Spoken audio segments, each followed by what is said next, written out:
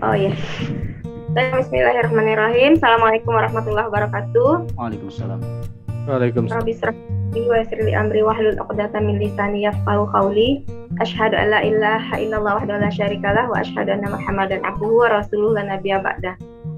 Alhamdulillah, Allahumma shalli ala Muhammad wa ala ali Muhammad. Terima kasih untuk terutama Kang Aldian ya yang sudah memfasilitasi, memberi support terutama untuk saya dan jaringan untuk sharing di sini. Jadi untuk teman-teman semua ini sebenarnya saya malu juga di sini berbicara karena kita di sini sama-sama belajar ya. Jadi kebetulan mungkin Kang Aldian memantau saya kok sering betul turun ke lapangan gitu. Jadi kita sharing saja ya. Nanti mungkin saya juga bisa belajar dari teman-teman semua tentang bisnis kita ini, terutama tentang pertanian ya. Kita saling berbagi saja. Kang ini, halo Kang Aldian. Ya, gimana? Apanya gimana? Oh ada, nanti coba admin ditampilin slide-nya boleh? Kang, udah Kang. Baik, teman-teman semua ya. Jadi kebetulan saya memang lebih banyak mendalami produk pertanian ya. Walaupun produk yang lainnya saya dalami juga seperti Bimex. Intinya produk-produk PTBS yang lain kita jalani juga. Tapi setelah kita mendalami pertanian, ternyata kita banyak closingnya itu justru di produk pertanian gitu. Karena apa? Karena mungkin momennya pas juga. Di saat pupuk sekarang lagi mahal, maka kita datang menjadi solusi untuk petani gitu. Nah, mungkin di sini saya banyak bercerita juga ya, bercerita saja mungkin ya. Ketika kita sudah menguasai tentang produk ya, jadi maksudnya gini, kita kan selalu dapat materi dari Pak Wawan yang saat ini juga sedang ada Zoom ya.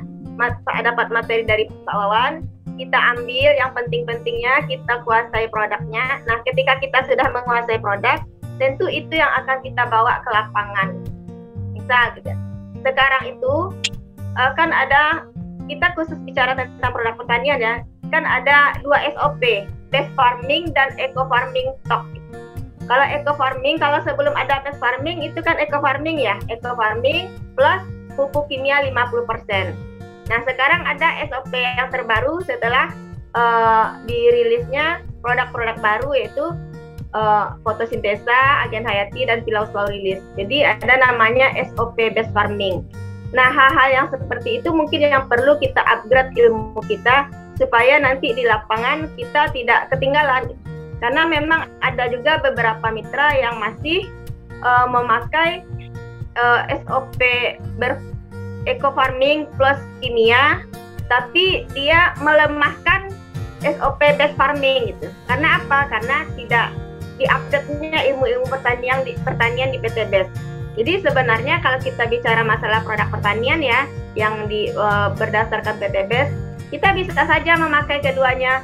Eco farming plus kimia 50% itu punya SOP tersendiri, dan SOP best farming. SOP best farming itu kita punya 3 produk, fotosintesa, eco farming dan agen hayati. Dan ketika kita memakai SOP best farming, tentu kita sudah bisa meninggalkan kimia 100%. Nah, mungkin di situ konsepnya yang mesti kita miliki ya sebagai agen ya, atau sebagai pendamping lah, istilahnya pendamping profesional ya. Kita membahasakan diri kita. Kalau saya termasuk orang yang percaya diri, membahasakan diri saya pendamping profesional tani organik. Nah seperti itu. Karena apa? Karena kita sudah menguasai produknya dan kita yakin dengan produk kita. Seperti itu. Nah yang berikutnya adalah ketika kita turun, kita juga menguasai kenapa kita mesti beralih ke organik. Tentu dengan menguasai kelemahan-kelemahan dari kimia seperti slide yang terpampang itu. Jadi kita meyakinkan orang, tentu orang melihat sejauh apa penguasaan kita terhadap produk. Seperti itu ya. Ketika penguasaan kita terhadap produk dan penguasaan kita terhadap pertanian itu cukup memadai, maka kita akan mampu melakukan pembicaraan berkelanjutan ya, atau meyakinkan konsumen kita atau camit kita. Masalahnya kalau bicara masalah pertanian, para petani dalam konsep kita jangan sekali-sekali kita mengajari petani untuk bertani. Itu sama dengan mengajari ikan untuk berenang. Sementara kita bukanlah petani ya, kita adalah sharing ilmu tentang pertanian saja gitu ya. Bahkan kalau saya pribadi turun ke lapangan bertani itu betul belum pernah. Tapi karena kita sering demplot, maka pada akhirnya kita justru menyerap ilmu dari camit kita justru menyerap ilmu pertanian dari petani itu sendiri gitu. Dan ketika kita sudah banyak menyerap ilmu dari mereka, wawasan kita semakin luas. Ketika kita bawa kepada yang lain, kita seolah-olah adalah orang yang ahli dalam bertani. Nah, seperti itu. Itu yang saya rasakan gitu. Apakah itu pertanian hortikultura, bahkan terakhir kemarin sawit ya, ketika kita sudah menguasai sedikit tentang sawit dan kita mengajak untuk beralih ke produk kita, mereka juga salut gitu, kaget loh. Ternyata ibu juga menguasai tentang sawit, padahal kita juga menyerap ilmunya dari petani sawit. Nah, seperti itu. Ya karena slide-nya ditampilkan di sini, mungkin di sini aja. Ada yang 13 ini ya. Lanjut ke 13 ini, Kang, siapa nih admin katanya? Boleh, Pak? Iya, 13 hal yang mempengaruhi produktivitas pertanian. Nah, mungkin untuk berbagi saja dengan teman-teman semua, yang saya rasakan ketika kita berbicara tentang, nah ini, faktor-faktor yang mempengaruhi produktivitas pertanian, yang saya rasakan adalah ternyata camit kita itu memberikan nilai yang plus untuk kita. Karena apa? Mereka selama ini tidak terpikir hal itu, walaupun mereka tahu, tapi mereka agak menjadi wow ketika kita memaparkan 13 ini gitu. Jadi yang saya rasakan selama ini setiap turun dan yang saya rasakan mereka bisa menerima saya untuk melakukan demplot dan pembimbingan saya itu terutama ketika saya memaparkan yang ini, poin yang 13 faktor ini.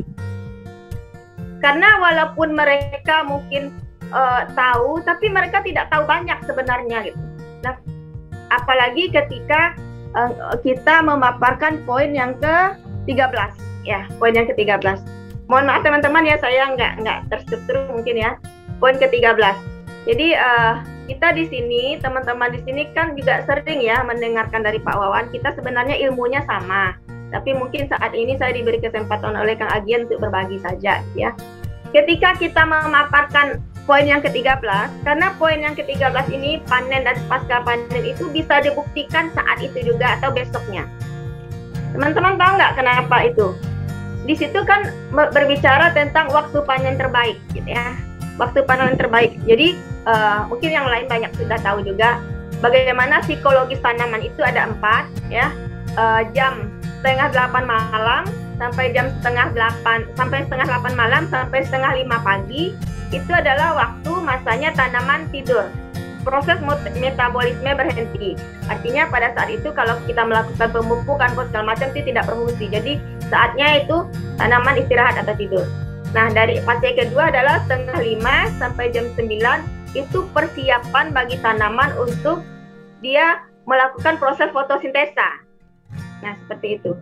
Kemudian jam 9 sampai jam 2 siang itu adalah proses pendistribusian nutrisi, pendistribusian zat-zat yang ada pada tanaman kepada daunnya, buahnya, segala macam gitu yang ada di tanaman. Nah, kapan nutrisi itu menetap pada buah? Nutrisi itu menetap pada buah adalah ketika di atas jam 2 sampai jam 7 pagi. Nah, ketika nutrisi itu sudah menetap kepada buah, kepada umbi gitu ya, kepada apa yang akan kita panen, di saat itulah proses panen terbaik. Karena nutrisi kan ada bobot. Nah, saya selalu memberi tantangan kepada calon mitra saya. Boleh kita cek saat ini juga kalau mau panen misal cabai ya. Kalau mau panen cabai, kalau sedang di ladang cabai, ayo kita cek gitu ya. Pagi besok kita panen cabai dengan ukuran plastik yang sama. Sorenya kita panen cabai dengan ukuran plastik yang sama. Mana yang paling berat? Nah, itu selalu tantangan-tantangan yang saya berikan kepada mereka. Dan saya yakini itu pasti berat sore. Karena sore itu kan nutrisinya ada di sana dan nutrisi itu ada bobot. Nah, ketika kita menyampaikan ini, proses kepercayaan calon mitra kepada kita itu mulai tumbuh, ya, mulai tumbuh. Itu yang saya rasakan. Jadi kita mesti memiliki atau memahami 13 ini, termasuk itu benih ya. Ke-13-nya itu saling berkaitan. Kadang para petani menganggap benih bagus, tapi kalaupun benihnya bagus, tapi olahannya miskin unsur hara kan tidak juga. Nah, kapan kita masuk dengan teknologi mikroba poin keempat? Nah, saya sering masuknya untuk produk kita kalau berbicara ini pada poin yang keempat juga. Ketika kita berbicara masalah bibitnya bagus, kemudian ketersediaan bahan organiknya bagus, kemudian intensitas cahaya ya, intensitas sinar mataharinya cukup, tapi ternyata pupuknya adalah pupuk kimia. Yang kita tahu kimia itu bagus sesaat, tapi dia meninggalkan bahaya untuk tanaman dan tanah. Residu-residu kimianya itu kan tetap tinggal, dan itu lama-lama membuat tanah menjadi tanah yang awalnya tadi bagus. Taruhlah tanah kita bagus, lahan kita bagus, bibit kita bagus. Tapi tanah yang bagus tadi lama-lama akan rusak karena pupuk kimia terus-menerus. Nah, di situ saya masuk masalah teknologi mikrobanya. Nah, di situ mulai terbuka wawasan mereka kenapa kita harus beralih ke organik. Karena yang saya pahami, para petani itu dia sebenarnya sangat tahu bahaya kimia, tapi apa daya gitu ya, yang di sekeliling kita itu sudah kimia gitu ya. Dan kalaupun mereka memakai organik itu membuatnya juga susah. Sekarang kan kita tidak perlu membuat, sudah ada tersedia dalam jumlah banyak. Apalagi ini teknologi mikroba. Nah, itu kita sampaikan. Ketika kita sudah menyampaikan keistimewaan teknologi mikroba, tentu kita punya ilmu juga sedikit. Mikroba itu kan makhluk hidup. Bayangkan, bedakan dengan pupuk kimia sintetis. Kimia sintetis itu beda padat, makhluk mati gitu. Ketika kita semprotkan atau ketika kita kasih ke tanaman 2 ton atau 10 kilo, yang 10 kilo tetap 10 kilo, dia tidak akan berubah banyak. Tapi dengan teknologi mikroba misalnya di eco farming itu dalam satu tub itu kan ada sekitar 170 miliar mikroba positif.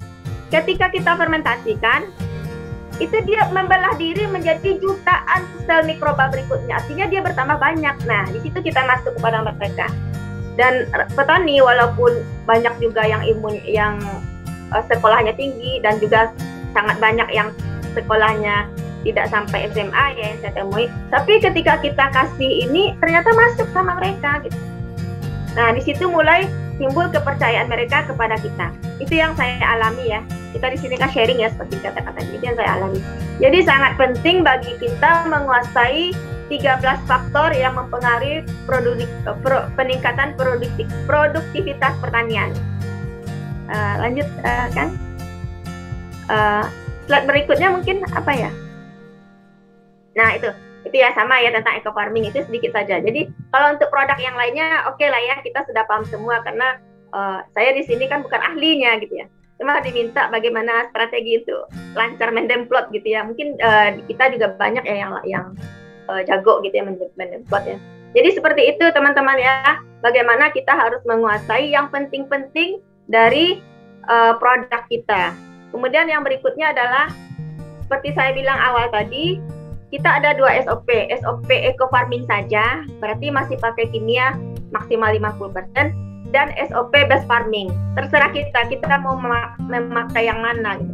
Kalau SOP best farming itu masih bisa kita meninggalkan kimia 100%. Dan yang harus kita wanti-wanti, hati-hati adalah kita jangan sampai overclaim gitu ya.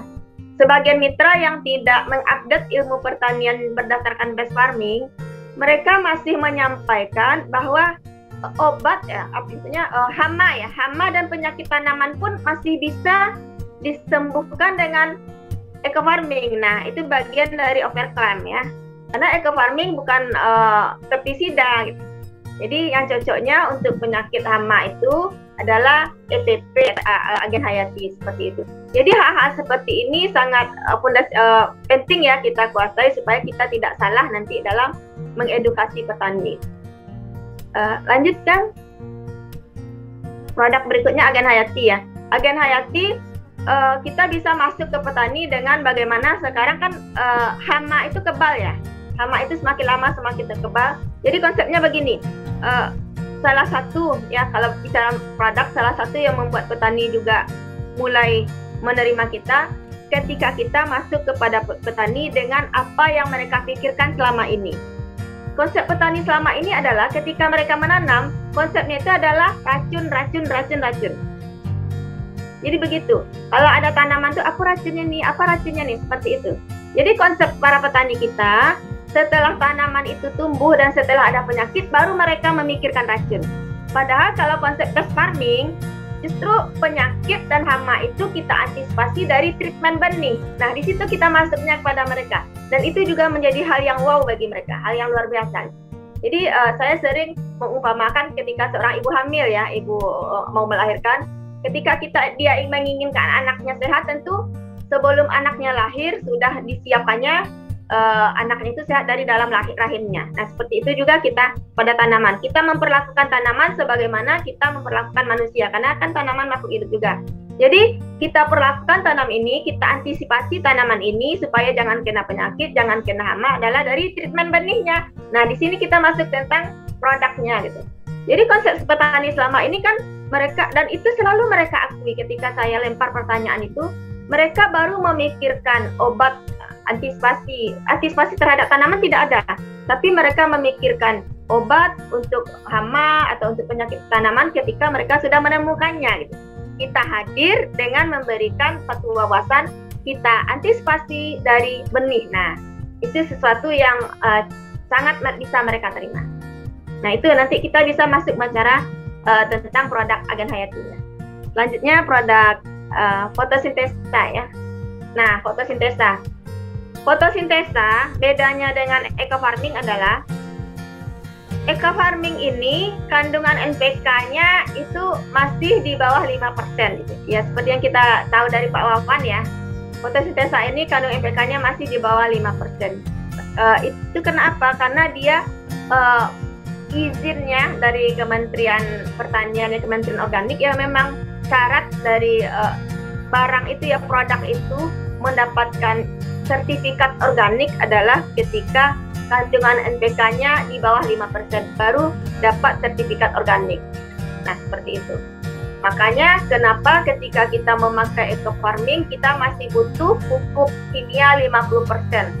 Karena kalau mengandalkan dari eco farming saja itu tidak terbutuhi yang NPK yang dibutuhkan tanaman, tidak tercukupi NPK yang dibutuhkan tanaman karena NPK-nya masih di bawah 5% ke eco farming, kecuali kalau kita memakai kohe yang sangat banyak ya, kotoran hewan yang sangat banyak, karena di kotoran hewan itu kan juga NPK-nya tinggi.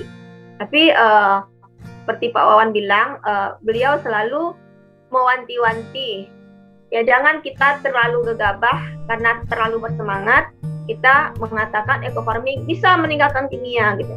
Itu terlalu berspekulasi kita ya. Jadi bedanya dengan fotosintesa walaupun izinnya anorganik ya, tapi sebenarnya kan organik ya, seperti yang kita tahu. Nah, kalau petani yang paham tentang kandungan-kandungan, ketika mereka melihat fotosintesa ini saja mereka sudah langsung angguk-angguk. Kenapa? Di situ bagus sekali.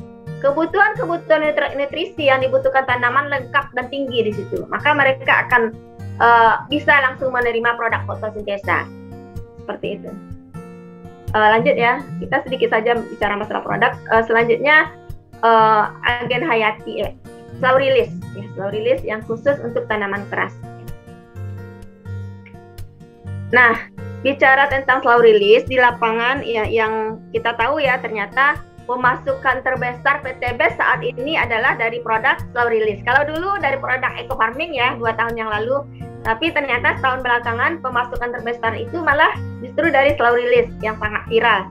Dan memang tagline biarkan tanaman bicara itu memang tidak main-main, memang nyata adanya. Di lapangan kita akan bertemu dengan berbagai macam orang yang akan mendebat kita tentang produk ini. Nah, di sini saya akan sharing apa-apa saja biasanya yang akan kita temui di lapangan dan bagaimana cara kita mengantisipasinya, gitu, menjawabnya. Mungkin pengalaman teman-teman yang lain juga banyak, nanti bisa silahkan kita sharing saja. Yang pertama adalah ketika kita lihatkan produknya, di situ kan tulisannya pupuk majemuk makro mikro, ya, pupuk majemuk makro mikro. Sementara di kertasnya itu yang ada adalah cuman mikro. Nah, mereka akan melakukan komplain kepada kita, loh, ini kan cuma mikro, sementara sawit itu yang dibutuhkan makronya itu justru, katanya kan. Nah, di situ kita masuk, ya, di situ. Kita lihatkan izin perdagangannya ada, segala macamnya ada. Kalau kita ini berbicara dengan para petani awam saja kita bisa, tapi kalau kita berbicara dengan pakar pertanian sawit, tadi saya ada kirim ya foto, saya sedang debat habis dengan para pakar petani sawit ya, yang mereka betul-betul menjudge saya waktu itu, tapi saya tidak takut ya, karena saya yakin dengan produk kita gitu ya. Itu karena apa? Di situ kan cuman unsur hara mikro ya, makronya tidak tertulis. Jadi ketika kita di lapangan bertemu dengan para petani sawit gitu ya, kita cukup melihatkan izin edar dan izin perdagangan itu kan di kertasnya sudah ada. Kalau seandainya di produk ini yang tertulis ada pupuk majemuk makro mikro, makronya tidak ada, mungkinkah dapat izin dari izin edarnya dari Menteri Perdagangan atau izin penjualannya? Berarti itu kan pembohongan publik. Jadi kita bicara logika saja kepada mereka. Ini kenapa kita tidak tuliskan? Baru di situ disebutkan ini bagian strategi marketing ya. Tentu dengan bahasa petani yang kita temui gitu. Dan rata-rata mereka menerima gitu. Walaupun menerima mereka itu yang namanya petani, tetap saja banyak pun mulut kita berbicara sebelum mereka mencoba, wawasan yang kita sampaikan mereka terima. Tapi sebelum mereka mencoba, penerimaan mereka tetap belum 100%. Nah, di situ kita masuk kepada mereka nanti. Silakan Bapak, kalau petani yang sawitnya 1 hektar, 2 hektar, biasanya mereka mencobanya 2 box, 3 box. Kalau yang puluhan hektar langsung satu paket ya mereka coba. Di situ kita sebagai mitra, sebagai distributor lah ya, harus berani memberikan garansi. Dan saya alhamdulillah ya, nggak tahu ya apakah sekarang ada masuk itu beberapa mitra saya yang selalu saya garansi, termasuk salah satunya itu Ibnu Wahdi yang baru kemarin tembus motornya, dia baru 5 bulan bergabung bersama kita di PT BES. Alhamdulillah kemarin tembus motornya. Awal masuk ke dia itu adalah sangat sulit ya, karena dia termasuk orang yang susah untuk diyakinkan. Sementara sawitnya itu kuning semua. Ya, sawitnya itu sawit yang bermasalah. Banyak sebenarnya contoh-contoh yang saya lakukan ketika mendemplot, saya memberikan garansi. Garansi apa gitu? Garansi gini, kesalahan kita sebagian terlalu bersemangat. Kita menyampaikan pasti dalam 2 bulan atau 1,5 bulan ada perubahannya. Nah, kalau menurut saya itu adalah kesalahan fatal. Karena apa? Karena pupuk ini sudah disampaikan oleh Prof. Raden itu untuk 3 bulan. Jadi memang kita menyampaikannya 3 bulan, walaupun 1,5 bulan atau 2 bulan itu sudah nampak perubahannya. Tapi ketika kita menyampaikan 3 bulan, 1,5 bulan sudah nampak perubahannya, itu menjadi sesuatu nilai tambah bagi petani, bagi petani yang kita demplot. Kita tahu ini 2 bulan pasti sudah ada perubahannya. Tapi tetap kita sampaikan dalam 3 bulan ada perubahannya. Kalau tidak, saya selalu mengatakan seperti ini. Bapak demplot 1 hektar, biasanya kalau dalam 1 hektar Bapak hasil panennya berapa? Saya tanya dulu. Kalau seandainya 1,5 ton, ketika pakai produk saya, hasil panen Bapak menjadi 1 ton, 1,5 tonnya saya garansi, saya ganti. Saya berani seperti itu dan selalu seperti itu. Sampai kemarin saya demplot di daerah Sangit. Seperti itu terus. Saya selalu menggaransi. Karena apa? Karena kita yakin dengan produk kita. Dan hal penting yang kita lakukan sebelum mendemplot adalah cek suhu tanah, pH tanah. Nah, supaya kita tidak mengganti nanti ya. Dan alhamdulillah selama ini saya belum pernah mengganti ya. Artinya selalu berhasil ya, alhamdulillah ya. Berkat pertolongan Allah. Karena kita selalu cek suhu tanah dulu ya, usahakan cek suhu tanah dulu gitu ya. Karena gini, ketika kita memberikan garansi, sementara ternyata pH tanahnya itu 4, nah di situ terjadi permasalahan nanti. Jadi kita harus tahu dulu pH tanahnya bagaimana. Kemudian yang kedua adalah ketika kita mendemplot sawit, mereka akan selalu bertanya, berapa persen kenaikan pada buah? Jangan terjebak pada pertanyaan yang seperti itu. Karena apa?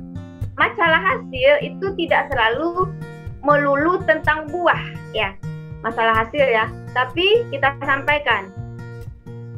Kalau ditanya masalah berapa persennya, itu beda-beda. Beda daerah, beda kondisi tanaman, beda iklim, itu berbeda-beda. Masing-masing daerah berbeda. Kondisi sawit juga mempengaruhi. Yang bisa kita berikan kepada calon konsumen kita yang kita demplot adalah perubahan kepada pelepah dan daun. Kalau seandainya dalam masa 3 bulan tidak ada perubahan pada pelepah dan daun, berarti Bapak boleh saya gratiskan demplotnya, nah seperti itu. Dan saya yakini selama ini seperti itu, tidak ada ya, tidak pernah terjadi, tidak ada perubahan kepada pelepah dan daun. Itu perubahan pertama yang terjadi pada sawit. Mungkin teman-teman yang rajin mendemplot bisa melihat juga ya.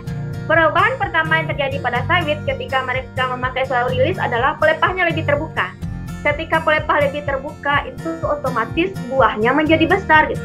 Dan ketika buahnya besar, otomatis itu menambah kepada bobot sawit. Nah, itu kenapa di dalam kertas itu dikatakan bisa menambah bobot sawit. Karena diawali dengan pelepah yang lebih terbuka dan daun yang lebih hijau. Nah, seperti yang saya bilang tadi, yang mitra saya yang itu Hadi yang baru tembus itu, untuk kenaikan buah dia belum, baru bulan ketiga. Tapi 2 bulan pertama itu daunnya yang awalnya kuning itu mulai berangsur-angsur menghijau. Nah itu bagi petani sawit itu sudah luar biasa. Jadi kita jangan terjebak kepada pertanyaan-pertanyaan mereka gitu. Makanya kita harus kuasai dulu tentang produk kita. Jadi perubahan pertama itu kepada pelepah dan kepada warna daun. Jadi itu teman-teman ya, tentang cara mendemplot, strategi kita mendemplot. Dan biasanya sih kalau orang yang melakukan demplot misalnya 2 box, 3 box, kan tidak semua orang ya mau didemplot untuk 1 hektar, karena petani itu kan takut rugi. Walaupun kita garansi, saya ganti, tapi tetap saja mereka takut rugi. Nah bagi orang-orang yang mencoba 2 box, 3 box, itu kita minta untuk kita tandai ya, batang sawit yang mereka kasih slow release itu ditandai, dan kita minta foto sebelum mereka melakukan pemupukan, dan 1,5 bulan paling cepat ya, paling cepat kita cek lagi 1,5 bulan, minta fotonya, atau kalau bisa kita turun langsung ke lapangan seperti itu. Dan apakah ini hanya bisa kita lakukan offline? Tidak ya, tidak. Saya melakukan ini ya, pendemplotan ini tidak melulu offline, online juga. Jadi saya kawal terus, saya telepon, saya video call, saya memang agak. Jadi ketika kita mendemplot, nah ini satu lagi kelemahan kita ya, beberapa mitra, ketika dia sudah mendemplot, dia tidak menjalin komunikasi lagi dengan orang yang didemplotnya, petani yang didemplotnya. Dan jangan pernah berharap ketika kita mendemplot dan hasilnya bagus, petani itu yang langsung melapor ke kita. Itu 1-2 cuma yang seperti itu. Rata-rata mereka diamkan saja kalau tidak kita yang bertanya. Nah seperti itu. Jadi memang kita kawal, memang kita tanya gitu. Jangan tunggu dari mereka yang menyampaikan seperti itu. Kalau ingin apa kita nah ini yang ada bapak bertiga ya, mungkin ada yang bapak bertiga, itulah yang baju biru itu anggota Dewan Provinsi dan dia ketua Perhimpunan Sawit Sumatera Barat. Yang baju putih yang menghadap ke sini itu di Rutpam, dulu pernah jadi dandim di Kalimantan, dan dia punya sawit 300 hektar. Itu yang kemarin ya, yang sekitar 3 minggu yang lalu baru saya bisa mendemplotnya. Nah ini teman-teman, kenapa kita bisa masuk kepada petani-petani sawit yang punya sawit ratusan hektar, puluhan hektar? Mereka rata-rata ketika mereka sudah menerima edukasi kita tentang produknya, mereka akan menghitung hitungan biayanya. Nah, di sini makanya rata-rata orang akan selalu melihat biaya ini mahal. Maka kita tantang mereka, ayo kita breakdown. Sekarang pupuk itu sekarang berapa? 700, 600. Makanya seperti awal tadi saya bilang, sekarang momen yang sangat pas untuk kita mendemplot karena pupuk lama-kelamaan mahal terus. Terakhir kemarin sudah 700 pupuk itu. 700 per 50 kilo. Kita tanya ke mereka, satu pokok sawit mereka kasihnya berapa kilo? Kadang ada yang 2 kilo, ada yang 1,5 kilo. Taruh 1,5 kilo, kita ambil yang terendah 1,5 kilo. Kalau mereka memakai pupuk yang 700 atau yang 600. Kalau 1,5 kilo, kalau kita breakdown, harganya 700, isinya 50, per pokok sawit 1,5 kilo, berarti 1 kilonya itu dapat 17.000. 17.000 tambah setengahnya ya 6,5 ya, 8,5, berarti sekitar 28.000. 26.500 modal dia untuk satu pokok sawit. Sementara produk kita, kalau harga eceran saja, harga konsumen saja cuma 25.000 per pokok sawit. Nah, di situ udah nampak menangnya. Apalagi bagi petani yang memakai ada sampai 3 kilo. Ya, rata-rata sih 2 kilo, mereka ya 2 sampai 3 kilo. Nah, di situ kita kelihatan menang kita di situ. Apalagi kalau kita bicara masalah pembelian paket atau lebih kita perkecil lagi kepada RO-nya. Tapi saya jarang membahas masalah RO sebelum mereka jadi mitra. Kecuali kalau memang mereka memakai produk, memakai pupuk, ketika dengan pembelian paket saja, produk kita sudah kalah, baru saya masuk kepada harga RO sebagai strategi gitu ya. Baru saya masuk pada. Tapi ketika dengan pembelian paket kita masih imbang, saya belum masuk kepada harga RO kepada mereka. Dan rata-rata mereka dengan harga yang sama saja mereka udah langsung menerima kita karena biaya angkutnya berkurang, biaya upah pekerja juga berkurang. Nah itu dia. Itu mohon doanya juga teman-teman ya, mudah-mudahan ini juga sukses. Kemarin kita sudah demplot 2 hektar untuk Bapak ini. 2 hektar. Dan itu udah semua orang masuk sama dia ya. Ya rezeki kita masing-masing ya, alhamdulillah Allah memberikan jalannya kepada kami ya untuk bisa masuk. Dan di sampingnya itu ya, di sampingnya Bapak nah itu yang pakai baju kuning, yang pakai celana hitam. Itu saya demplot sekitar 6 bulan yang lalu. Dan itu baru kemarin nih, kemarin hari Rabu kemarin kami datang ke sana lagi. Dan ketika kita demplot dia ini ya, padi waktu itu saya jagung. Nah, ini ketika kita mendemplot jagung berarti saya sekarang ini selalu memakai SOP best farming ya, nggak eco farming lagi karena kita ingin menolkan kimianya. Kenapa? Ya di satu sisi sebagai mitra tentu di samping memang produknya bagus, hasilnya meningkat, penjualan produk kita kan juga banyak jadinya gitu ya. Ketika kita pakai best farming, karena best farming ini kalau untuk tanaman 100 sampai 110 hari itu per hektarnya dia butuh 18 sampai 20 box 1 hektar ya. 1 hektar. Biayanya lebih kurang 5 sampai 6,5 juta ya, lebih kurang seperti itu. Nah, belum kita bicara nanti biaya RO lagi lebih murah lagi gitu. Nah, ini kemarin dia baru alhamdulillah berhasil dan dia langsung gabung reguler dan langsung dibawanya kepada kelompok taninya gitu. Jadi itu saja, kalau seandainya kita sudah berhasil melakukan demplot, mereka tidak segan-segan untuk menjadi corong kepada teman-temannya yang lain gitu ya. Kepada teman-teman yang lain. Nah, ini di suaranya nggak ada ya? Ini Bapak ini dia juga punya eskavator, jadi dia menghabiskan solar satu hari itu 125 liter ya. Kemarin dimasukkan juga ekodiesel. Mungkin itu berbaginya kan yang bisa saya sampaikan malam ini. Kalau ada kita saling tanya jawab boleh. Boleh masuk sesi tanya jawab. Oke, terima kasih kepada pemateri kita nih Bu Srina Putri yang sudah memaparkan begitu jelas dan detail lah. Jadi untuk eco farming ini kita harus berani meyakinkan ya. Jadi kita gimana kita meyakinkan si pembeli atau si petani kalau kitanya nggak yakin. Dan kita harus punya hitung-hitungan dulu agar kita bisa ambil spekulasi agar tidak menjadi blunder nantinya ya. Ketika kita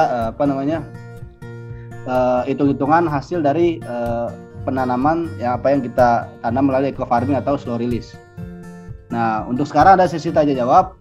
Silakan buat mitra-mitra dari Premtim maupun Raci yang ingin bertanya, silakan ditanyakan langsung atau melalui kolom chat ya.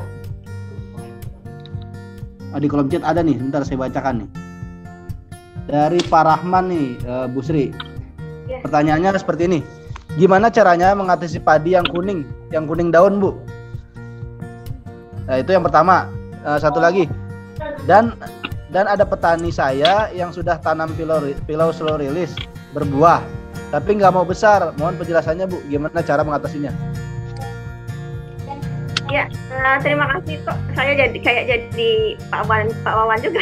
Ya, nggak apa-apa, Bu. Kita saling sharing. Kebetulan di sini Bu lebih paham ya. Sebagai sejauh yang saya pahami ya Pak ya, sejauh yang saya ketahui, sejauh yang saya pahami dan saya alami. Kita cek dulu Pak, khusus sawi tadi ya. Itu buahnya tidak besar, itu pH tanahnya sudah dicek belum? Itu hal yang penting. Cek dulu pH tanahnya. Kemudian ya lanjut Bu.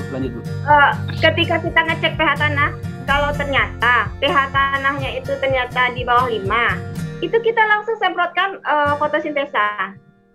Setengah jam, setelah itu pH tanahnya bisa berubah naik. Jadi kita harus punya stok fotosintesa.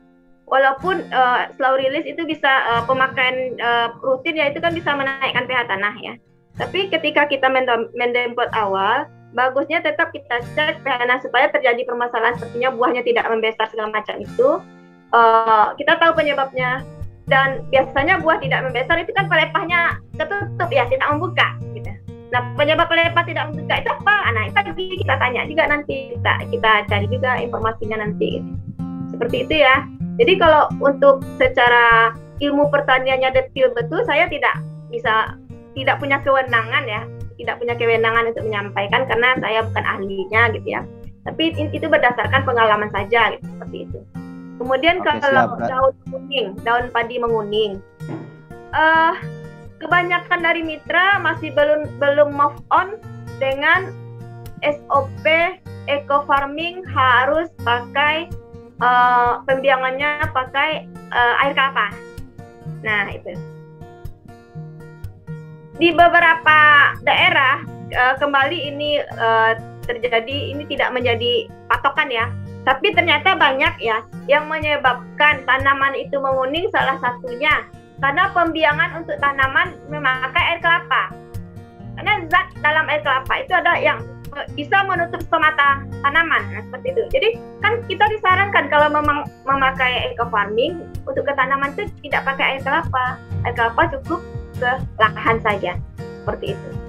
Dan coba bagi tanaman yang menguning, coba langsung diinikan dengan fotosintesa. Insya Allah biasanya fotosintesa 2 hari lebih cepat reaksinya daripada eco farming. Oke, jadi seperti itu ya. Ya, terima kasih Bu Sri. Gimana Pak Rahman, sudah terjawab ya pertanyaannya ya? Nah, jadi sebelum kita upload, alangkah baiknya kita ngecek pH tanah terlebih dahulu ya Bu Sri ya. Agar kita bisa tahu kondisi ke depannya nanti. Nah, yang kedua nih, pertanyaannya gimana cara ngecek tanahnya Bu? Nah, kayak gitu. Maksudnya? Cara ngecek pH tanahnya gimana? Apakah ada alatnya? PH tanah? Alat ukur pH tanah itu kan banyak ya di online. Tapi saya termasuk orang yang sangat rajin mengikuti Zoom dengan Pak Wawan. Jadi walaupun ilmu yang di Pak Wawan sampaikan menurut kita itu juga, karena materinya kan itu terus, tapi kan nanti audiennya beda-beda. Tapi kita banyak belajar dari permasalahan petani yang bertanya kepada Pak Wawan. Jadi jangan sampai kita ini lagi, Zoom lagi, paling yang dibahas itu lagi sama Pak Wawan. Betul yang dibahasnya itu, tapi pertanyaan dari audiens yang ikut Zoom itu selalu berbeda, selalu ada hal baru yang bisa kita serap, yang bisa kita ambil. Nah, dengan pertanyaan itu ada jawaban Pak Wawan. Nah, di situ kita belajarnya gitu. Jadi alat ukur pH tanah itu saya beli ke Pak Wawan 350 ya, kalau ke Pak Wawan itu lebih akurat. Kalau di online itu ada 150, ada 200.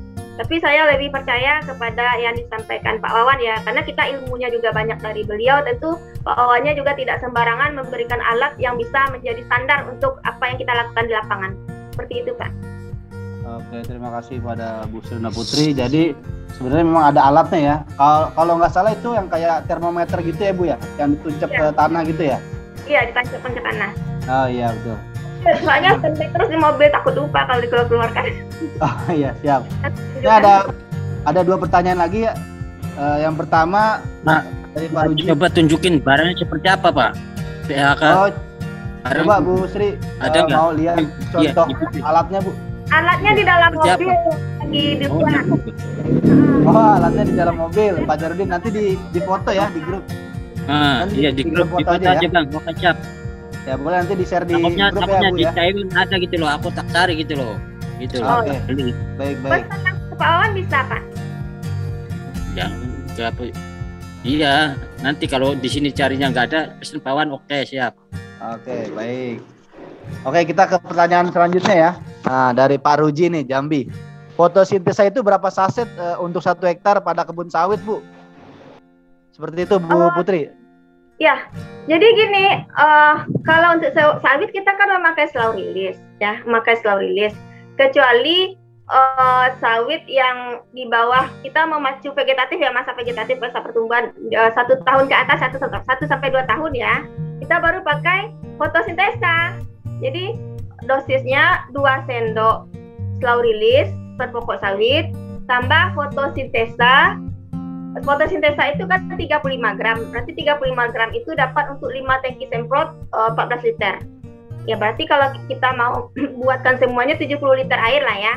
Itu 1 kali 2 minggu kita semprotkan ke sawit. 1 kali 2 minggu ya selama 3 bulan saja. Selama 3 bulan saja. Itu gunanya untuk memacu pertumbuhannya, masa vegetatif. Nah setelah itu cukup slow release-nya 2 sendok per 2 bulan. Tapi kalau tanaman sawitnya sudah buah pasir itu nggak. Kalau saya sih nggak perlu pakai fotosintesa ya. Kecuali memang ada pH tanahnya bermasalah, baru kita pakai fotosintesa lagi. Jadi fotosintesa cukup untuk hal yang seperti itu saja kalau untuk sawit. Oke seperti itu jawabannya Pak Ruji ya. Jadi kita harus tahu dulu tanaman sawitnya nih usia berapa tahun. Nah jadi kita bisa mengaplikasikannya. Nah kemudian oke siap langsung Pak Darmawan.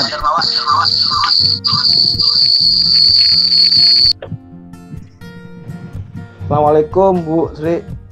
Waalaikumsalam Kak. Ya salam kenal, saya dari Surabaya. Ini saya mau tanya. Kebetulan waktu minggu lalu saya ada closing mitra di daerah Padang Lawas. Setelah itu dia pesan produk EcoStrolilis di paket basic. Nah setelah itu selanjutnya dia pesan lagi produk eco farming. Nah kalau eco farmingnya ini untuk diaplikasikan ke sawit itu dengan sistem biopori atau tidak gimana? Ini tadi ada laporan cuma di itu aja karena memang kebetulan di sana ada member juga, cuman beda jaringan. Berarti kata dia kalau misalkan lahan datar nggak usah dilobangi gitu. Menurut Ibu gimana itu? Baik Pak, jadi saya selalu merekomendasikan ya kalau seandainya sawit pakai eco farming itu mitra saya yang sudah teruji itu di Lampung Yudi Sastra ya. Itu dia sudah teruji sawit untuk eco farming. Jadi kalau saya pribadi sawit untuk eco farming belum pernah mencoba Pak. Jadi saya baru pendampingan pernah, tapi yang langsung turun ke lapang ininya belum pernah. Jadi kalau untuk yang bisa saya sampaikan di sini, setahu saya ya, nanti Bapak mau bertanya lebih banyak kepada Yudi Sastra karena dia ahlinya tuh kalau di bidang itu, eco farming untuk sawit. Itu biasanya dia memang tidak sistem biopori, sistem ini saja, semprot sekelilingnya saja, tapi piringannya dibersihkan dulu. Oh begitu, berarti nggak apa-apa Bu ya? Disemprotkan, tidak harus sistem biopori gitu. Jadi kemarin itu kebetulan ya beda-beda daerah kali ya. Kalau di sana mungkin pemupukannya ketika mereka mengatur biaya antara kimia, eco farming dan slow release, ternyata kalau dari daerah sana mereka lebih menang memakai eco farming dibanding memakai slow release ya dengan SOP eco farming tentunya. Nah makanya di sana mereka lebih banyak memakai slow release. Tapi untuk pemupukannya rata-rata kalau yang saya dengar dari ceritanya, karena dari awal dulu kan saya pendampingan juga, tapi sekarang dia lebih ahli dari saya. Kalau untuk eco farmingnya ya, tidak pakai biohori, selalu disemprot saja di sekelilingnya dengan pembersihan piring-piring. Gitu kan. Gitu. Oke.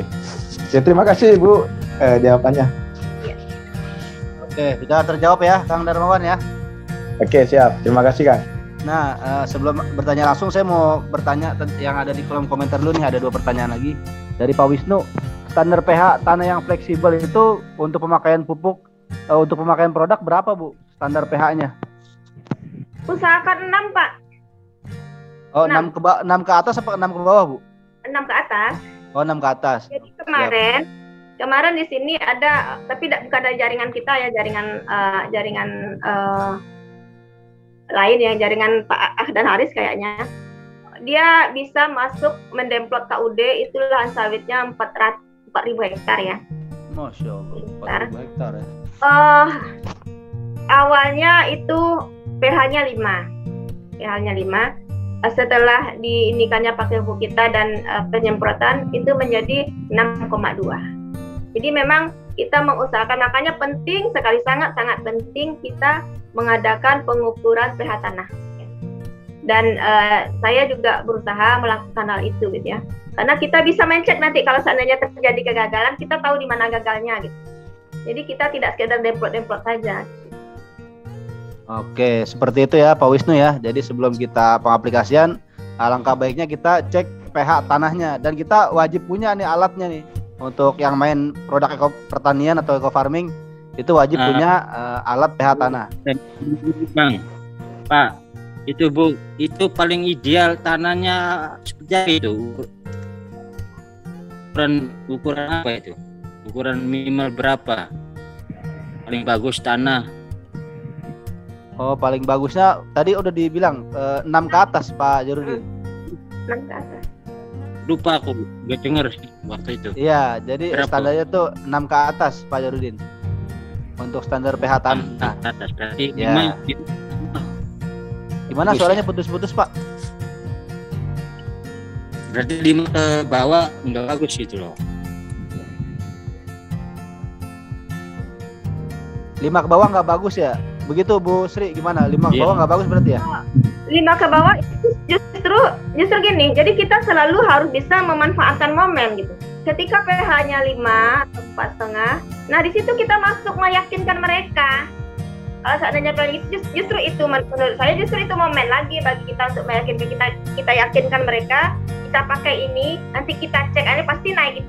Asal memang kita melakukannya ya dengan pasti kalau dipakai itu minimal 1 kali penyemprotan, apa berapa kali penyemprotan itu Bu? Kalau pakai apa? Fotosintesa. Kalau untuk sekedar ngecek Pak, kalau pakai fotosintesa itu dalam setengah jam bisa langsung kelihatan hasilnya. Tapi untuk saat itu ya, tapi untuk menjadi standar, maksudnya pH tanahnya itu memang membaik seterusnya gitu ya, membaik seterusnya. Tentu kalau untuk slow release seperti saya bilang tadi, untuk tanaman yang di bawah 1 tahun, di samping memacu pertumbuhan juga memperbaiki pH tanah. Tapi kalau untuk yang memang tanamannya sudah 5 tahun ke atas ya, kita semprotkan 1 kali saja fotosintesanya. Dan pH tanah bisa kita cek naiknya itu setelah 2 bulan. Jadi ketika Bapak cek hari ini mau demplot pH tanahnya 5. Oke Pak, kita lihat 2 minggu berikutnya kita semprotkan dengan fotosintesa. Nanti 2 bulan kita cek lagi pH tanahnya. Itu terjadi perubahan Pak. Jadi tidak saat itu terjadinya. Kalau untuk masa panjang ya. Sama seperti yang saya sampaikan tadi, waktu yang di KUD itu ya, yang 4.000 hektar itu pH tanahnya naik setelah 1,5 bulan dia memakan pupuk kita. Ada kenaikan pH tanahnya.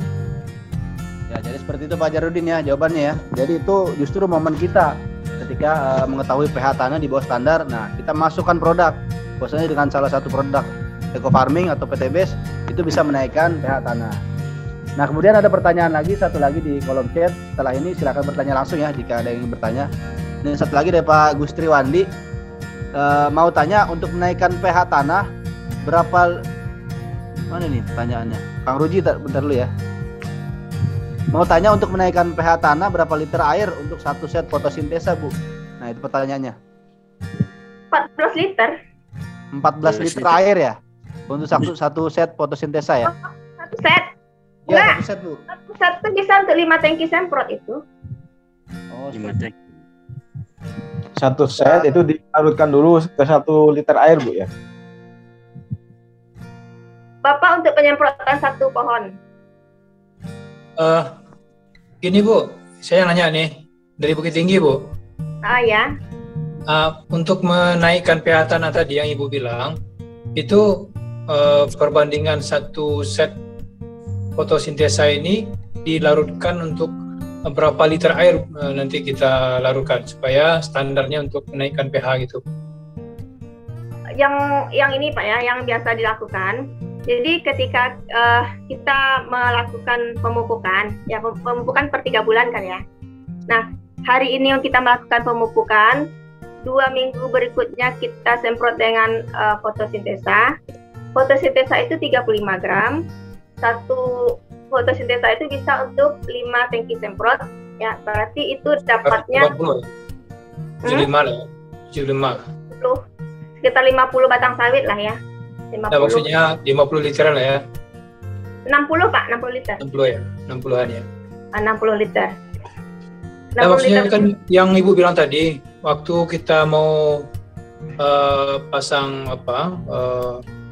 Yang mau naikkan karena pH-nya rendah kan 5. Nah, sebelum kita pasang PSR, kita semprot dulu dengan fotosintesa supaya naik pH-nya jadi 6. Nah, baru kita pasang slow release. Nah, itu perbandingan komposisi itu berapa gitu supaya pH-nya bisa naik dalam waktu setengah atau 1 jam.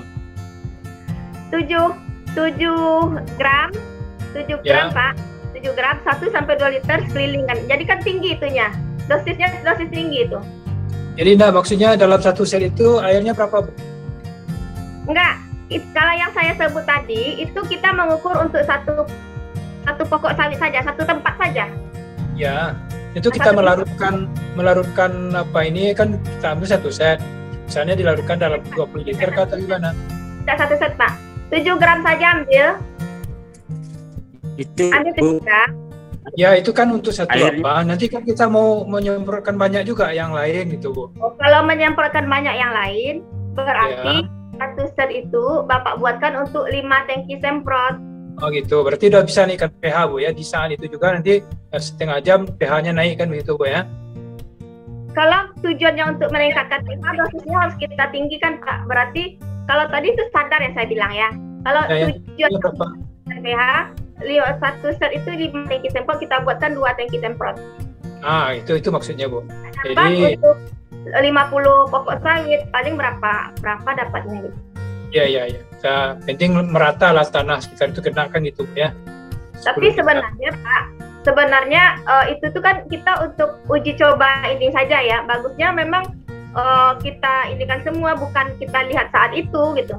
Karena kan dengan pemakaian slow release 2 bulan berikutnya pH-nya juga menjadi naik. Ya kan gini juga Bu, kalau kita menunggu pH naikkan oleh slow release, berarti kadang setelah 2 bulan belum slow release, cuman kerjanya menaikkan pH, belum lagi kontribusi ke buah gitu.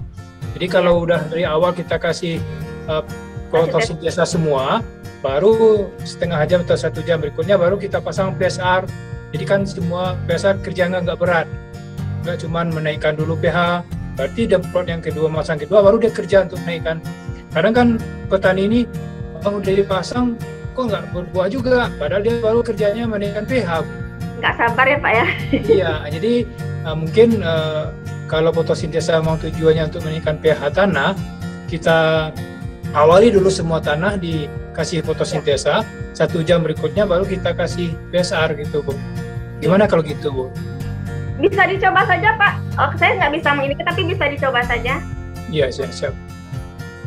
Itu aja Bu, mau nanyanya, memastikan apanya. Campuran air gimana itu? Campuran air biasa Pak? Bagusnya air kelapa itu? Air biasa. Air bersih, air biasa. Air biasa Pak. Mau tanya lagi Bu? Maaf. Ya, silakan Mas. Jadi saya yang moderator. Jod. Mau tanya lagi, Bu? Iya, Waalaikumsalam. Silakan ya. Iya. Itu kalau misalkan sawit pengaplikasian eco farming itu per pokok itu dikasih berapa liter, Bu? Yang Ibu ada pendampingan waktu itu. Nah, seperti saya bilang tadi, saya untuk eco farming nggak berani menjawab banyak ya. Tapi kalau eco farming yang saya sudah lama tidak pendampingan eco farming ya. Itu memang seperti saya bilang tadi, itu ahlinya mitra saya di Lampung ya, Yudi Sastra. Itu kalau nggak salah dia buatnya ke dalam 200 liter air. Tapi saya nggak bisa memastikan, Pak. Kalau untuk eco farming saya untuk sawit nggak banyak ilmu soal itu. Soalnya jarang tanya. Yang setahu Ibu maksudnya untuk per pokok itu diaplikasikan berapa liter? 2 liter. Oh, 2 liter ya. Cukup 2 liter berarti. 2 liter air. Terus 1 liter biang itu yang difermentasi itu dicampurkan ke berapa liter air? Satu tub. 1 tub yang sudah difermentasi 1 liter itu dicampurkan ke berapa liter air? 150 sampai 200 kalau nggak salah saya. Oh gitu. Berarti 100 lebih boleh ya?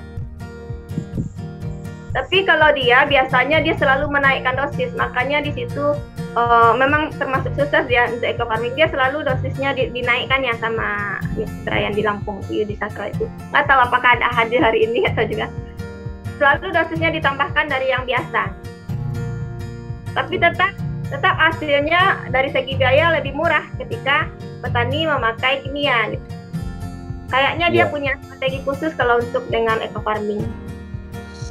Ya lebih banyak air berarti nggak masalah berarti ya. Masih tetap itu ya fungsinya masih sama berarti. Ya, terima kasih Bu. Terima kasih Bu. Ya. Sharing informasi Bu. Iya Pak. Saya ada mitra di Medan, dia gunakan untuk sawit. Dia pakai eco farming. Jadi karena sawitnya nggak terlalu banyak, saya sarankan satu untuk eco farming dilarutkan dalam jadi airnya 100 liter. Saya minta dia untuk, karena pertama itu biopori, dia bikin 4 lubang, 1 lubang saya dikasihnya 1 liter. Alhamdulillah waktu nggak sampai 3 bulan udah langsung banyak perubahan katanya, dan bahkan bagus buahnya. Iya. Iya, terima kasih Pak sharingnya. Kalau dulu kan kita memang dapat sistem biopori kan ya. Makin banyak nanti produknya itu lebih bagus ya, nggak ada efeknya itulah. Nggak ada efek sampingnya di eco farming, nggak ada keadaan luar sana. Overdosis nggak ada. Iya, nggak ada overdosis, kalau justru lebih bagus. Cuma nanti biayanya aja lagi. Ya. Itu aja Bu. Assalamualaikum Bu. Salam. Ya, silakan Pak Imron. Ji Bu. Assalamualaikum warahmatullahi wabarakatuh Bu. Waalaikumsalam warahmatullahi. Ini saya Pak Imron dari Tegal Bu. Tadi dari awal Bu Sri itu menyampaikan untuk ke para petani itu jangan menggurui ya Bu ya. Itu tadi ada poin untuk awal saya di Tegal itu sudah pendekatan sama para petani. Memang pupuk urea sekarang sudah meningkat sekali untuk harganya, itu menjerat sama para petani. Per 1/4 itu kalau dipanen itu hasilnya paling 2,5 juta. Makanya ini kesempatan saya, insya Allah nanti kita aplikasikan di para petani, itu salah satunya untuk membantu para petani biar nanti produksi bisa meningkat.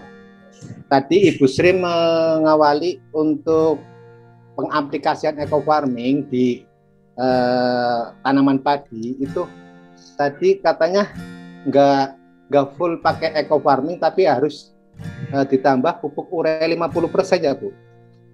Itu saya belum jelas karena saya bukan petani, bukan petani lah, saya dari profesi lain. Terus yang kedua, untuk cara awal untuk penyampaian supaya nanti produk kita diterima oleh para petani itu caranya bagaimana Bu? Mohon penjelasannya, terima kasih. Iya Pak, terima kasih untuk pertanyaannya. Jadi mungkin cara kita masuk itu pertama kita kumpulkan data dulu Bapak ya. Kita kumpulkan data, kita tanya ke petaninya luas lahannya berapa, misalnya luas lahannya 1 hektar. Biaya dia dari awal sampai panen itu berapa pupuknya, termasuk obat hamanya itu berapa. Kita kumpulkan data itu dulu. Kemudian hasilnya berapa, kita kumpulkan itu dulu. Ketika itu sudah dapat sama kita, baru kita masuk kepada ini kita gitu. Nah, pada apa yang akan ingin kita sampaikan, kita inilah ya, kita edukasi dengan produk kita segala macam. Kemudian poin pertanyaan Bapak apa tadi, lupa saya. Tadi yang harus pakai eco farming tadi ya. Oh ya, itu. Jadi kalau dulu Pak, kalau dulu kita kan dapat edukasi sebelum ada base farming, itu eco farming 10 box 1 hektar plus pupuk kimia sintetis 50% ya, maksimal 50%. Apa jenis pupuknya? Itu sebenarnya kalau dulu itu kan Pak Mukhtar ya yang selalu ini kan itu ada disampaikan, tapi kalau saya pribadi selalu kita memberikan kepada petani itu jangan maksimal orang lain, tapi maksimal dirinya, kebiasaan petani itu. Biasanya kebiasaannya dia pakai pupuk apa, kita tanya juga. Misalnya biasanya dia pakai urea saja, berarti kalau sebelumnya ureanya 100 kilo, sekarang dia memakai eco farming 10 box tambah ureanya 50 kilo lagi gitu. Jadi jangan kita menentukan pupuk kimianya Pak, kita kembalikan kepada kebiasaan petani seperti itu. Jadi nggak bisa full eco farming ya Bu? Kenapa Pak? Nggak bisa full pakai eco farming aja, wajib. Nah itu yang saya bilang tadi, kita harus hati-hati mengatakan bisa full dengan eco farming. Karena apa? Walaupun ada 1-2 daerah yang bisa full eco farming, berarti memang pemakaian ketersediaan lahan organiknya tinggi, kemudian pemakaian kohenya sangat tinggi, bisa 10 ton, bisa 5 ton mungkin kohenya, seperti itu. Karena apa? Karena kan di eco farming seperti saya bilang tadi, NPK-nya itu di bawah 5%, tidak mencukupi untuk tanaman. Makanya masih itu untuk yang pertama. Nah, pemakaian full kimia itu bisa bertahap, dan biasanya ke panen kedua dan ketiga kita kan pengurangannya bertahap seperti itu. Tapi kalau ada kita yang langsung mengklaim bisa full semuanya pakai eco farming, ya menurut saya kita terlalu berspekulasi, kecuali kita jaminannya memang ketersediaan lahan organiknya tinggi, bolehlah seperti itu. Yang amannya supaya ini kan namanya demplot, kita usahakan demplot ini jangan sampai gagal kan gitu. Karena ini yang menentukan ke depannya. Jadi kalau menurut saya kita untuk tahap awal tetap sesuai SOP saja. Jadi jangan terlalu bersemangat sehingga kita overtime. Iya Bu, untuk kemarin saya udah 2 orang petani sudah saya konfirmasi untuk 2 hektar lebih lah. Yaitu untuk pupuk urea sama pelaksana itu habis 18 juta. Nah, 18 juta itu 2 hektar lebih. Makanya dia ingin biar nanti, tapi kelihatan padinya sekarang itu nggak baik lah. Ada yang pentang-pentong, dari di sini sudah ada yang berbuah, di sini enggak. Makanya saya motivasi nanti untuk awal dari pengaplikasian itu sosialisasi dulu bagaimana Bu, biar nanti saya bisa memotivasi para petani untuk bisa pakai eco farming. Iya Pak, dikawal saja Pak ya, karena kita jangan tertipu pada dia kan ketika kita dinyatakan berhasil ketika ada kenaikan hasil produksi kan. Nah kita jangan tertipu ketika daunnya anakannya banyak gitu ya, batangnya lebih besar, itu biasanya kita udah bergembira. Tapi ternyata ketika dia mengeluarkan bulirnya itu banyak yang kosong ternyata, atau bulirnya setengah yang berisi gitu ya, atau bulirnya banyak yang hampa. Nah disitu kita harus hati-hati. Jadi pengawalannya ketika kita mendempot memang harus rutin seperti itu Pak. Ya Bu. Ya matur suwun Bu. Assalamualaikum. Oke, silakan jika ada yang ingin bertanya lagi atau yang ingin sharing-sharing mengenai hasil pertanian. Pak. Tadi ada Pak siapa ya? Gimana? Kayaknya. Bisa nyarutin Pak. Rutin nih. Mau tanya Pak lagi ya? Olpah tadi ya? Ada yang mau sharing kayaknya tadi? Ya, ada Pak Olpah. Silakan Pak Olpah untuk sharing-sharingnya. Saya Pak Rahman, Pak. Oh iya, Pak Rahman. Nih namanya Pak Olpah di sini. Oke, bacanya. Nah, saya pakai HP istri saya. Oh, siap. Lanjut Pak Rahman. Kata Bu siapa tadi? Bu Sri. Bu Sri. Itu kan pemakaian eco farming jangan pakai air kelapa kan? Nah, kalau saya kemarin pemakaian eco farming seluruhnya yang untuk petani saya itu pakai air kelapa semua. Nah, saya demplot ke petani padi pertama ya. Saya demplot ke petani padi, cuman pemakaian 4 botol padi dalam 1 hektar, saya mencapai dapat hasil 8 ton 6 kintal. Itu cuma 4 botol itu, belum maksimal pemakaian. Pakai air kelapa. Berapa hektar itu, Pak? Kelapa. Pakai air kelapa. Nah, setelah itu saya uji coba lagi ke kelapa tua. Saya eco farming saya campur dengan air kelapa dan saya demplotkan ke pohon kelapa. Itu 1,5 hektar mencapai 5.000 biji buah. Selama 3 tahun beliau panen cuma 2.700. Setelah pakai eco farming beliau mencapai panen 5.000 buah. Nah, yang ketiga saya demplotkan lagi ke kelapa sawit. Tapi kelapa sawit itu Pilos slow release. Pilos slow release tanaman yang 7 tahun saya demplotkan satu saset itu tidak berjalan. Jadi saya demplotkan, saya tanam 2 saset kiri kanan. Baru bisa berbuah. Nah, itu yang bisa saya jelaskan supaya penjelasan Ibu tadi lebih efektif Pak untuk petani. Sorry Pak. Ya. Terima kasih Pak ya. Jadi ini memperkaya teman-teman ya, pengalaman-pengalaman dari teman-teman semua memperkaya. Jadi seperti saya bilang tadi, memang masing-masing daerah, iklim, kondisi itu mempengaruhi gitu ya. Karena kenapa saya bilang tidak pakai air kelapa tadi? Pertama, kita memang edukasinya awal dulu seperti itu. Yang kedua, yang saya dapati memang yang pakai air kelapa untuk tanaman itu kuning gitu ya. Dan setelah kita tidak pakai air kelapa, dia tidak. Jadi tetap ini kembali kepada kondisi apa kita masing-masing. Seperti itu Pak. Kemudian untuk yang Pilos slow release tadi ya, Pilos slow release itu bawa ilmu untuk kita juga ya, memperkaya wawasan kita juga. Ternyata dengan pemakaian eco farming tadi ya, pakai Bihori gimana tadi? Pilos slow release saja Bu, kalau untuk sawit Bu. Oh, pilau aja. Terus yang eco farming tadi katanya gimana? Eco farming untuk kelapa tua Bu, kelapa muda. Pohon kelapa sama padi sama kebun singkong. Kebun singkong ya? Ya, oh, iya. Sama itu Bu, sama tanaman jahe Bu. Itu sudah saya aplikasikan semua itu. Itu Bapak pakai nggak pakai kimia Pak? Nggak pakai kimia, eco farming semua tuh. Full eco farming ya? Full eco farming. Mantap ini, berarti makasih Pak ya. Jadi berarti ternyata bisa Bapak pakai ini, pakai kohe. Enggak, cuman eco farming aja Bu, sama air kelapa Bu.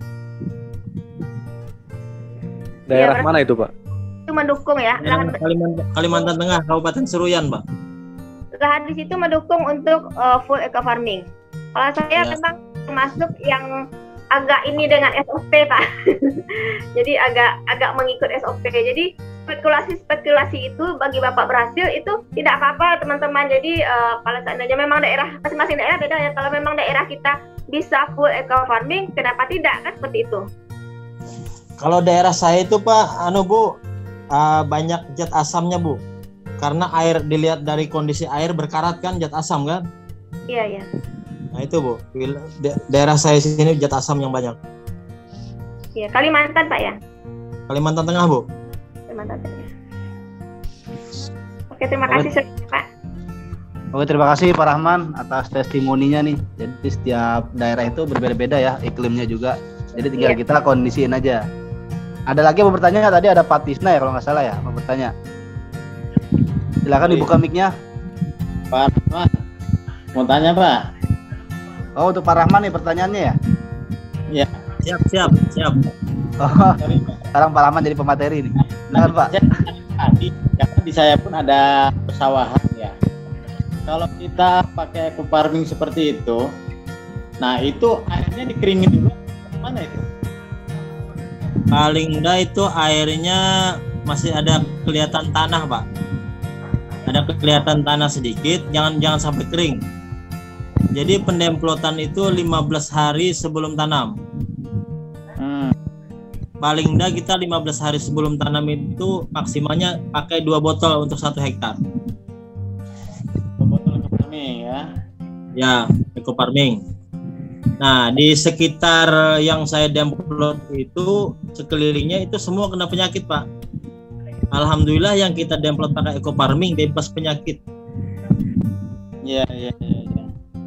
Oh, harus ada kering dikit ya supaya kelihatan tanahnya aja gitu ya. Nah, masih kelihatan tanahnya dari air kan. Bukan full air semua, enggak. Karena mungkin kalau full air semua enggak ada tanah mungkin enggak mudah larut di kena tanah. Harus ada kelihatan sedikit lah tanah. Ya, terima kasih. Soalnya tadi saya paham juga ya. Gitu. Jadi penyemprotan itu Pak setelah 15 hari sebelum tanam kan habis 2 botol. Nah, setelah tanam 12 hari semprot lagi, Pak. Ya. Masa pertumbuhan itu Pak ya? Di pertumbuhan berarti. Ya, masa pertumbuhan 12 hari tanam itu umur 40 hari sudah sepinggang, Pak. Oh, gitu ya. Terus kira-kira itu padi yang 3 bulan tuh, Pak. Oh, itu berapa bulan? 3 bulan. Padi yang 3 bulan tuh. Panen per 3 bulan. Ya. Per 3 bulan. Per 3 bulan. Oke. Ya, terima kasih. Oke, terjawab ya, Pak Tisna ya. Siap. Oke, jadi ada hari-hari tanamnya ya. Kita nggak sembarangan main semprot aja. Di buku panduan juga ada ya, kalau nggak salah Pak Rahman ya. Ada hari-hari tanamnya ya. Di buku panduan nggak ada, Pak. Oh, nggak ada. Oh, Nggak jadi ada. benar-benar terjun langsung ya. Ya, Kondisi cuma kita praktek lapangan sendiri aja. Oh, gitu, siap. Nah, karena kita berdasarkan lihat pengalaman pupuk yang lain, Mas. Oh, gitu. Oke, siap. Oke, ada lagi yang mau bertanya, silakan. Halo, assalamualaikum. Ya, Pak Adrijal, silakan Pak Adrijal. Satu lagi kali ya, sebelum ke Kang Algian ya. Sama Ibu Sri. Ini mohon maaf lampunya mati ini. Lanjut Pak, yang penting suaranya jelas. Ya. Ini untuk menaikkan pH tanah kepada kebun sawit ini, tadi kan bisa pakai fotosintesa. Lebih bagus mana pakai fotosintesa dibandingkan dengan eco farming untuk menaikkan pH tanahnya? Oh, jadi untuk menaikkan pH tanah lebih bagus pakai eco farming atau fotosintesa. Seperti itu Bu Srina Putri. Mohon dijawab, Bu. Oh iya Pak, ini sejak pengalaman saya Pak ya. Itu kan produk PTBS bagus semua Pak. Jadi kalau pakai eco farming itu bisa 2 bulan. Oke bilang. Oke, langsung transfer. 2 bulan Pak, menaikkan. Ya. Kalau bicara tentang bagus mana, saya nggak bisa bilang lebih bagus mananya Pak. Cuman kalau Ya maksudnya lebih cepatnya mana gitu untuk menaikkan pH tanahnya? Fotosintesa pakai Pak. Kalau menyebutnya, kenapa ya? Saya belakangan memang agak kurang memakai eco farming ya. Padahal dulu eco farming maniak gitu. Tapi setelah memakai fotosintesa, agak kencang ke fotosintesa sih gitu. Karena cara mengaplikasikan sama Ibu. Semprot Pak. Semprotnya ke pokok pohonnya. Iya. Kelilingnya aja kan penyerapannya itu kan lewat akar. Iya. Berarti itu harus bersihkan dulu ya dari rumput-rumput itu ya. Dibersihkan dulu. Iya. Oke, terjawab ya Pak Adrijal ya. Mau tanya lagi Kang? Siapa nih? Wah ini di Pak Darmawan. Oke, sekali lagi nih khusus nih spesial nih buat Pak Darmawan. Silakan Kang. Mohon maaf Bu Sri, mau tanya lagi nih. Itu kalau misalkan fotosintesa itu di padi itu pakai aplikasi sebelum tanam atau nggak pakai Bu? Kalau sebelum tanam itu 5 hari sebelum tanam EPP dulu. Oh gitu ya. EPP dulu. Kita hitungannya per hektar ya. Ya. Kemudian 2 hari setelah pakai EPP berarti 3 hari sebelum tanam baru ekofarming 3 box. Nanti fotosintesanya 4 box di umur 10 hari. Langsung kita kasih 4 box karena itu masa vegetatif. Masih tumbuhan.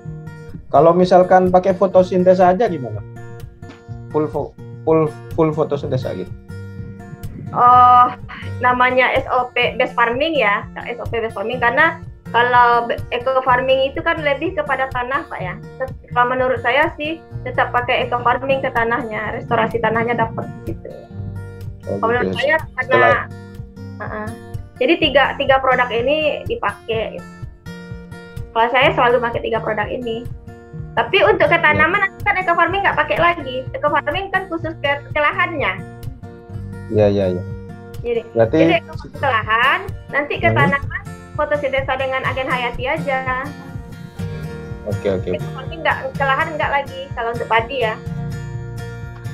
Itu fotosintesa itu kan dilarutkan ke 1 liter air Bu ya. Kalau misalkan pengaplikasiannya nggak sampai habis itu terus dibiarkan di situ saja nggak rusak? Nggak masalah, tapi akan lebih baik segar Pak. Jadi kan gitu. bisa ini kalau misalnya Bapak butuhnya cuma 3 tangki semprot, berarti kan sekitar 21 gram kan 7 gram untuk 1 tangki semprot. Iya. Bisa kita hemat. Jadi diantisipasi aja ya. Tergantung luas lahannya nih, kita mau menggunakan fotosintesa berapa gram, tinggal di hitung-hitungan ya.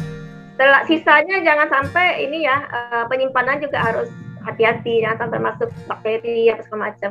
Jadi harus tutup rapat. Oh ditutup.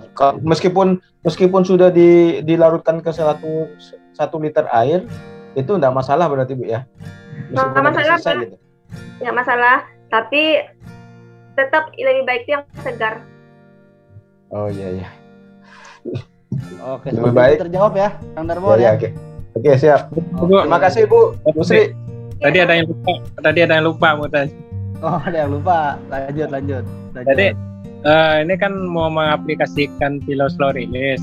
Nah, berapa lama jarak kita menaikkan pH tanah dengan fotosintesa atau dengan eco farming itu Bu? Jadi kita udah menaikkan pH-nya dengan fotosintesa atau pakai eco farming. Nah, untuk mengaplikasikan Pilau Slow Release itu jaraknya berapa, sebulan apa berapa lama ini? Pertanyaannya ulang Pak, gimana tadi? Kita sekarang mau naikkan pH tanahnya dulu dengan fotosintesa atau eco farming. Nah, rencananya kan kita mau mengaplikasikan Pilau Slow Release. Nah, berapa lama jaraknya dari kita menaikkan pH-nya itu? Sebulan apa? 1,5 bulan Pak. Oh, 1,5 bulan. 1,5 bulan dan Pak. Kalau eco farming ya. Kalau slow release, kalau pengalaman saya, kalau yang dengan slow release saja pH tanah yang rendah itu belum. Karena ini tanah itu kayak tanah ini Bu, tanah liat gitu. Tanah liat ya. Iya. pH-nya rendah biasanya itu. Rendah ya, makanya itu asamnya kan tinggi. Bapak kasih fotosintesa dulu Pak.